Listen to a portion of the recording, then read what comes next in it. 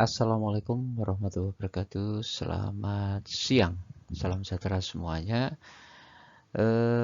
Baik, kita lanjutkan perkuliahan keempat kali ini dengan mata kuliah Filsafat Ilmu dan Logika, di mana fokus materinya adalah tentang hubungan ilmu filsafat dan ilmu pengetahuan.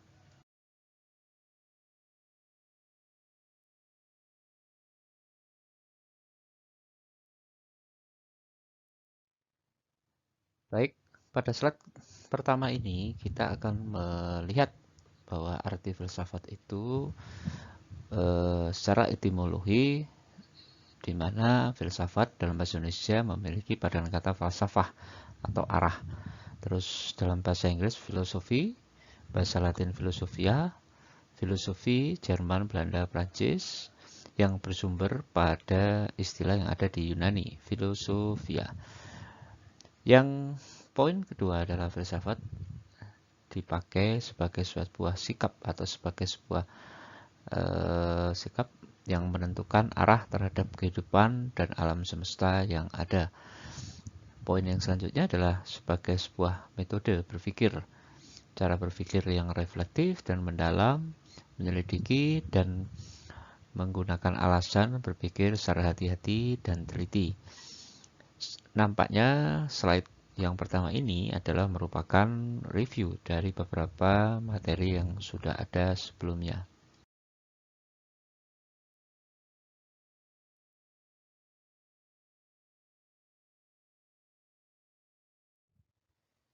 Baik, kita lanjutkan slide selanjutnya.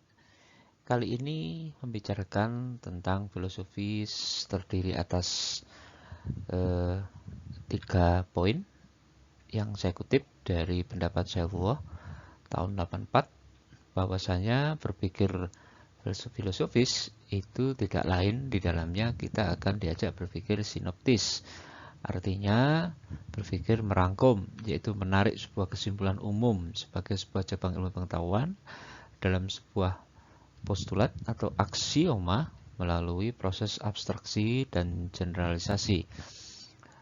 Selanjutnya berpikir radikal, berpikir dalam sampai berada pada batas atau radix atau paling dasar atau akarnya. Poin ketiga, berpikir reflektif atau berpikir kebalikan. Ini adalah merupakan lawan dari berpikir sinoptis, di mana dari sebuah kasus peristiwa individual diajukan semacam sebuah teori atau asumsi dan spekulasi. Jadi lawan dari berpikir sinoptis yang berpikir merangkum, tetapi berpikir reflektif adalah berpikir membalik atau menjelaskan semuanya.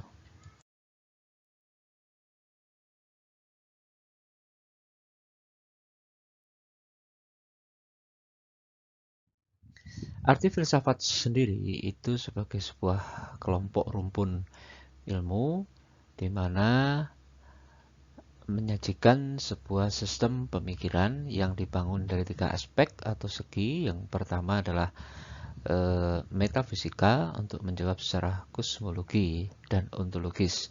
Kalau kita bicara tentang metafisika, bukan berarti bahwa ilmu filsafat adalah ilmu tentang sebuah kegaiban. Tapi metafisika sendiri di sini lebih pada proses pendekatan tentang hal atau kondisi atau keadaan di mana kita berpikir bebas dan lepas, dan itu berdasar atas ontologia atau ontologis atau dasar kenapa kita berpikir. Jadi menjadi sebuah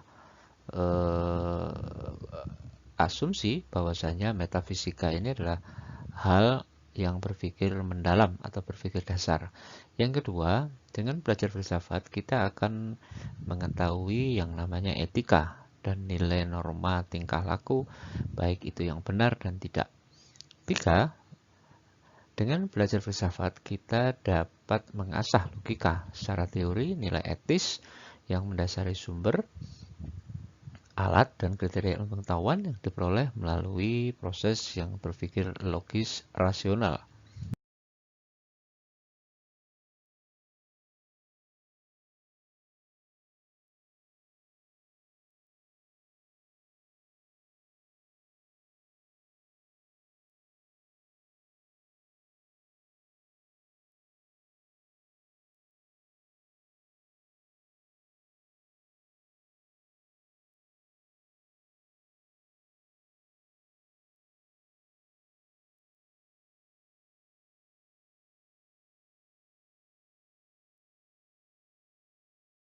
Ketika kita berbicara filsafat, hal yang menarik dikaji adalah yang pertama adalah etika, di mana etika adalah etis, norma, di mana faktor pembentuk etika ada dua, yakni dibangun secara historical atau historis, sejarah dan perkembangannya.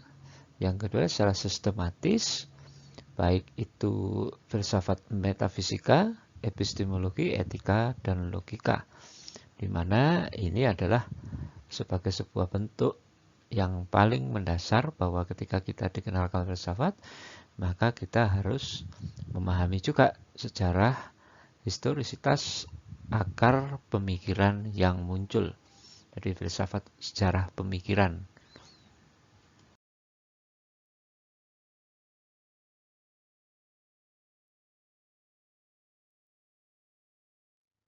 Baik, pada slide ke-7 ini kita sedang membahas tentang apa itu filsafat ilmu. Karena beberapa pertemuan yang lalu kita sudah banyak membahas tentang apa itu filsafat, maka kita lebih menjelaskan tentang filsafat ilmu. Apa yang dimaksud dengan filsafat ilmu di sini? Filsafat ilmu bagian dari filsafat yang menjawab pertanyaan kritis mengenai hakikat ilmunya. Poin yang selanjutnya, di sini filsafat ilmu sangat erat dengan level yang dinamakan epistemologi atau cara mendapatkan ilmu. Kalau Pak Arif bisa menjelaskan di sana bahwa epistemologi adalah terminologi dari teori-teori yang akan Anda dapatkan dalam prodi sosiologi. Di penjelasan-penjelasan teori-teori itu berada pada level epistemologi dalam ilmu filsafat. Nah, jika kita berbicara ontologi, maka ontologi ini banyak berbicara tentang dasar pemikiran, apa yang menjadi objek sebuah ilmu. Dan selanjutnya level aksiologi. Aksiologi adalah dasar untuk menentukan aplikasi apa atau realitas apa yang muncul jika kita amati sebuah fenomena yang ada. Nah, beberapa buku, beberapa hal yang ada sering menyebut bahwa filsafat adalah the mother of science atau ibunya ilmu pengetahuan.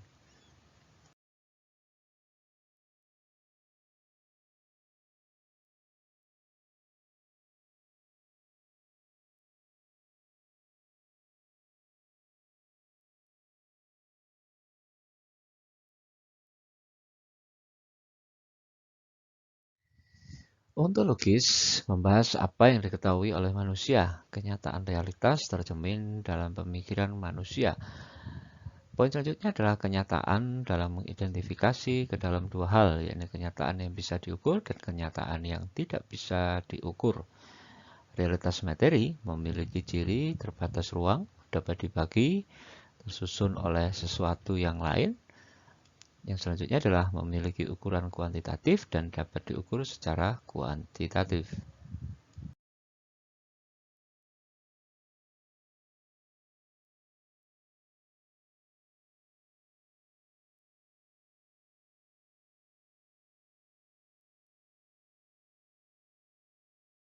Epistemologi membicarakan cara orang mendapatkan pengetahuan, di mana cara mendapatkan pengetahuan dari dua cara, yakni secara alamiah atau secara ilmiah, melalui dua hal, yaitu secara rasional, cara mendapatkan pengetahuan menurut kaidah-kaidah, berpikir secara empiris, dengan berdasarkan atas kenyataan.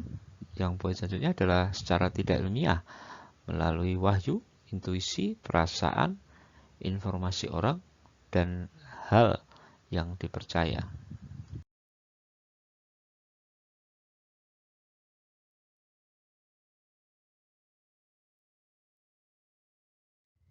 Pada level aksiologis, kita akan membahas tentang nilai suatu pengetahuan. Nilai sesuatu tergantung pada tujuannya. Tujuan pengetahuan adalah mendapatkan kebenaran. Poin selanjutnya adalah karena nilai itu merupakan nilai yang didapat dari pengetahuan atau ilmu, di mana untuk proses pembenaran dan menghasilkan yang didapatkan dari sebuah pendapat atau argumen.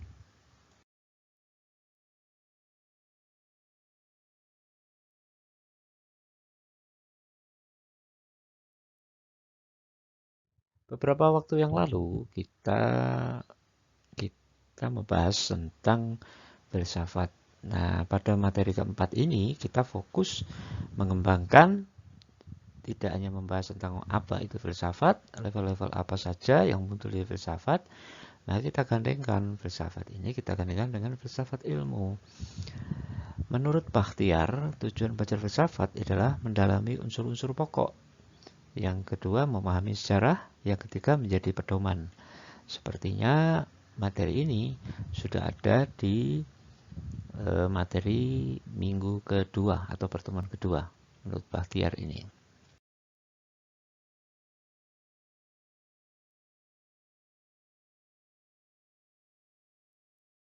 Antara filsafat dan ilmu pengetahuan, kita akan melihat bedanya. Di mana menurut pendapat Saifullah bahwa kata filsafat adalah sesuatu yang abstrak, universal, dan sublim yang berada di luar dunia sana, di mana yang lain dan pemenuhan akan berada pada sebuah keterjangkauan pemikiran rasional manusia, walaupun ada juga yang masih merupakan teka-teki atau misteri.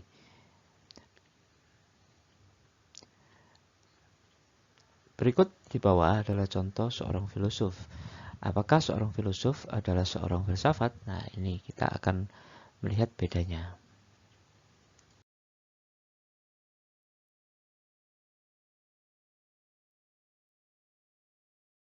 Antara filsafat dan ilmu pengetahuan, menurut Saifullah, ilmu filsafat adalah hasil spekulasi manusia, dan filosof adalah manusia dengan segala kekuatan, kelemahan, dan daya kemampuan. Kemampuan pikir manusia yang mungkin juga naif dan juga nisbi, sehingga kebenaran kenyataan dihasilkan dari sebuah bentuk wujudnya relatif, tidak abadi, dan selalu mengalami perkembangan dinamis terhadap perubahan.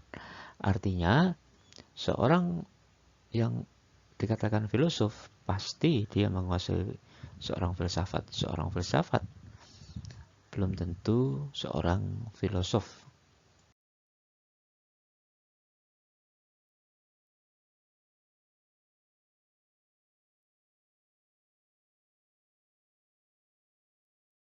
Nilai manfaat dari filsafat. Ilmu filsafat digunakan sebagai pedoman dalam kenyataan kehidupan sehari-hari, di mana oleh individu dan anggota masyarakat dipakai untuk menentukan kriteria baik dan buruknya tingkah laku manusia, etika, norma, aturan yang ada. Poin selanjutnya dapat kiranya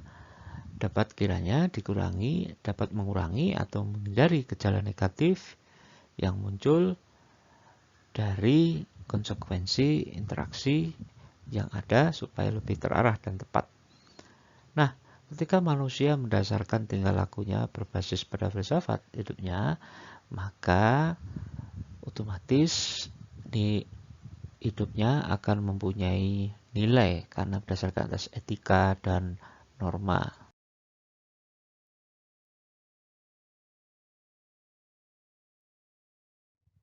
Berikut hubungan filsafat dan ilmu pengetahuan.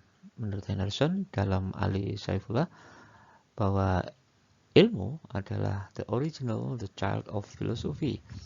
Bahwa ilmu adalah anak dari filsafat. Sedangkan filosofi sendiri adalah ibu dari pengetahuan. Yang kedua, analytic examines all phenomena minutely so as to describe them in terms of their constituent part. Kemudian, the philosophy as synoptic view the world and even the universe as whole as to explain, interpret, and possible understand to whole. Kalau ilmu itu adalah merupakan sebuah analisis, merupakan hasil pengujian dari sebuah fenomena dan akan memberikan sebuah describe, menjelaskan atau mendeskripsikan dalam sebuah konstituen part, dari bagian dari keilmuan. Kalau filsafat adalah merupakan sinopsis untuk melihat, memandang dunia secara umum atau universe dan menjelaskan, menginterpretasikan semungkin, possible. Jadi ini adalah bentuk possible, memungkinkan untuk memahami keadaan. Ilmu pengetahuan is the concern with fact, with describing things as they are rise to abstract from human desires, wants. Filosofi adalah bagian yang memberikan sebuah concern atau fokus tentang sejauh mana mereka melihat bagaimana manusia melihat sebuah hasrat untuk berpikir dalam sebuah ukuran untuk menghasilkan faktor yang penting.